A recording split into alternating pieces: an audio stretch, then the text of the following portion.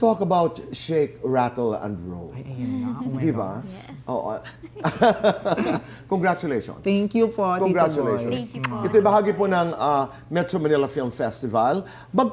There are 3 episodes. Magkasama ba kayo? Magkaiba? Ako po ay nasa episode 2. Yes, ako naman po sa episode 1. Kasi kung hindi po ako nagkakamali, ito ang Shake, Rattle, and Roll na merong relasyon pagdating sa kwento ang 1, 2, and 3 Yes. episodes. Tama?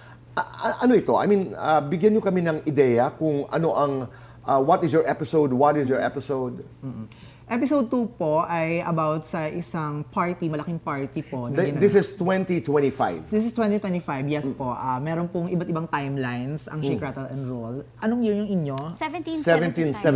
1775. Yes. Amin ay 2025 at yung future ay 2050. Right. So, ayan po. Kaming 2025 ay kami yung mga party people, ganyan. So yung character ko po dito ay si Sky. Si Sky po ay isang breadwinner. Isa pong, yes, mahirap. Galing po siya sa kahirapan.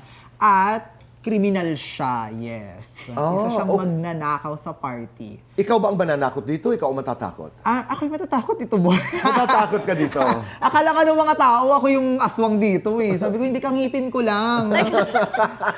Nakakaloka. So may mga eksena ka dito na ano, hinahabol? Hinahabol po, ganyan.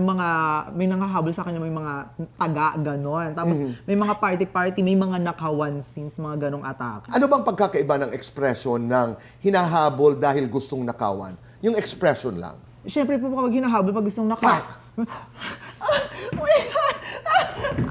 Ganon. Siyempre, Halimbawa naman, ang humahabol sa'yo ay multo.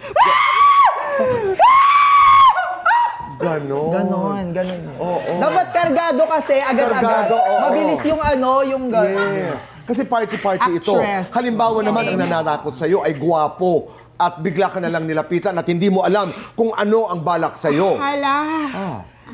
Magtago ka. Ikaw lang baka mapunta sa'yo. Ganon. Ikaw magtatago, kaya ko na to.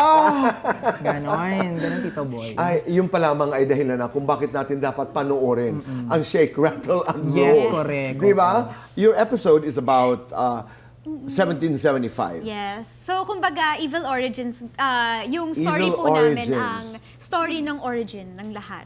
So, interconnected po kasi yung tatlong episodes, past, present, and future. Right. So, sa episode po namin mapapanood kung saan nagmula ang lahat. Kung paano siya naging domino effect sa mga next coming episodes, ay mapapanood niyo po yan. And I think yung sa amin naman, kung sa kanila is very thrilling. Thrilling, Yes. di ba? High stakes. Sa amin naman, very quiet yung nangyayari. Kasi nasa Beaterio po kami, Tito Boy. Okay. Mga hermana po kami rito na papasok sa Madre. isang Beaterio, mga madre. Correct. Soon to be madre. So, very quiet siya. Very Psychological. Yes. Mga madre, beaterio, tapos may pagka-period pa. Paano matakot nung panahon na yon? Very subtle lang, Tito Boy. Kasi ito lang nakikita. Correct, oo. So, mga ganun. Mga dun lang. Oo, kasi bawal Bandang mata. maging... Diba? Bawal ano? Gayahin mo nga yun. Kahit masaya, medyo may pagkatakot ng onte, nakakaloka eh. Oo, pero siya, Ganun, ganda. Ganun lang. imbitahan niyo ang lahat na manood sa Shake, Rattle, and Roll. Go ahead.